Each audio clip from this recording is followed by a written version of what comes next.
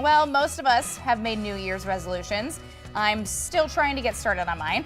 But what about our four-legged friends? Do they need goals for 2018 as well? Start your dog's year off on the right paw. We're learning how in today's Pet Talk.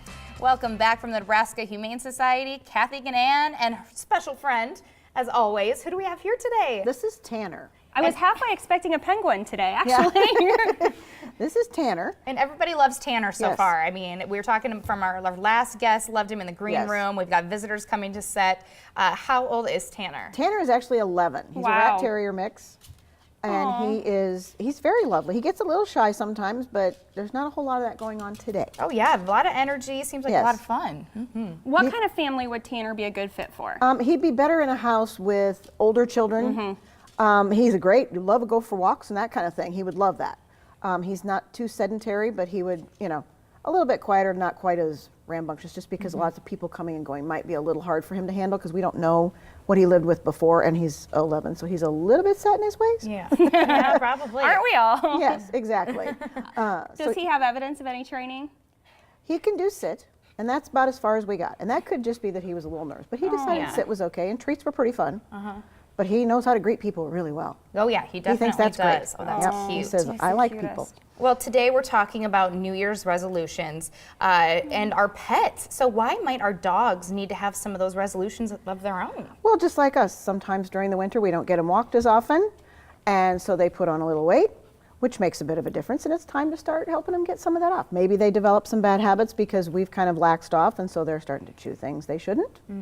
So it's a great way to do that. We just kind of help them, and we help ourselves as well. Get them ready for bikini season. There we go. Swimsuit season. I think that some of us, like the behaviors of our children, are reflections of us as parents. The same thing's true with our dogs. So these are things we need to think of. So we've got a list. Let's take a look at a few of the resolutions that owners and pets can work on together.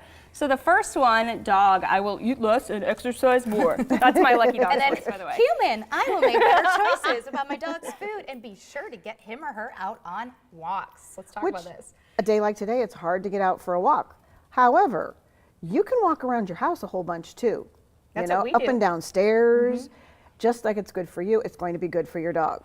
If your dog has put on a few pounds, then maybe take a little bit off of their food, or maybe not so many treats, or find some lower calorie treats for them to have. So you're balancing them out, just like we would do. Switching gears and speaking of food, so let's go to the dog. I will beg less. Human, I will teach my dog the proper way for a dog to behave when people are eating. There you go. It's a great way to practice a stay or wait with your dog, sits and downs, however you want them to do that they learn, oh, this is what I do while people are eating. Lots of times you'll help them out and give them maybe a Kong or a bone to chew on so they have something to do. They're not just sitting there bored.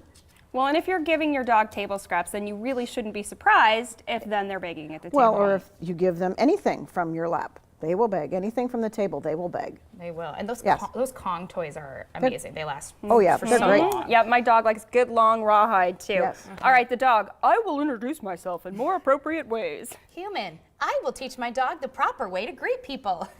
Lots of people don't like dogs jumping on them. No. Yeah. Big or little. It's for some people it's scary.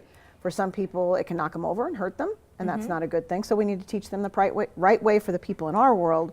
How do we greet those people? And it's the same thing. It's not your dog's personality. It's the training that you've given them. Exactly. Last, dog, I will try not to bark so much.